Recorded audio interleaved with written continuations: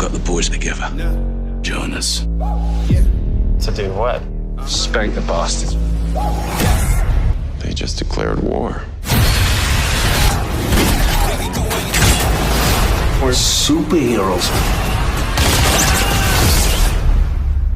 Who are you? Number two that I could go to is, speaking of Queen Maeve, is how they speak about and how they treat the whole LGBT storyline of Queen Maeve. Now, this one is really interesting because with the other ones, I can still see the points they're trying to make about society and the larger landscape of superhero storytelling. But with the Queen Maeve one, specifically that scene they have for the fake movie they're shooting. And like her whole storyline, apparently, in this fake movie is about her being gay. And Stormfront even comments to the writer / director of the movie, like, your writing of female characters is disrespectful. Like, yeah, that's the literal Nazi of the show. And even she's like, you don't know how to write woman. But, you know, that's the fake movie within the story.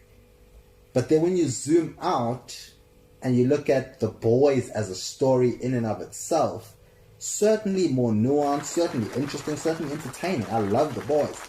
But Queen Maeve's storyline in the second season is all about her being lesbian. Who are you, Maeve? I'm a lot like you. I'm gay. We have a gay hero. Really? Who in the Seven is gay? Queen Maeve. For the entire season is about her sexuality while they're making a fake movie within the show about her sexuality. That's all about her sexuality. So I'm like, again, like, I don't know how you tell a story about a company exploiting someone's sexuality without this whole story being about that character's sexuality. What I thought was even weirder with this one specifically is it's not only are you doing the thing that you're satirizing in the story, but at the same time, I genuinely think the boys might actually be the worst offender at this stage. Because I was thinking about it and I'm like, wait a minute, okay, Marvel, in the Marvel movies, they've had, they've said they had some gay and lesbian characters. Yeah. Like in Thor Ragnarok, Tessa Thompson's character, she plays Valkyrie, which is one of the warriors of Asgard. And she said in an interview, yes, my character is lesbian, but they don't really bring it up in the thing. So they don't actually say it in the story, but she said it in an interview. And some people are criticizing that. They're like, well, they should say it in the story. We shouldn't have to imply the gay stuff. We want to see it just like the straight relationships. But I'm thinking about it now, and they have a gay character, and it's not about her being gay. They don't even mention her being gay. Like, she has a whole story there, and she doesn't say anything about her sexuality. Now, people are criticizing that, but still, Marvel hasn't done this. So when the boys is like, look at those fake super, and it seems like they're making fun of actual superhero movies. Yeah. Because they have that moment where it's like girls get it done, and that's definitely making fun of the girls get it done moment in Avengers. But it seems like they're trying to make fun of or criticize other superhero properties. But when I look at other properties, I'm like, Marvel hasn't done this. They haven't done this to such an extent that they've been criticized for not mentioning character sexuality. DC hasn't really done this. The only, I think, lesbian character is Wonder Woman, who's bi. Boys is the only company that's actually doing this while they're saying, isn't this a problem? I'm like, it wasn't a problem until you did it.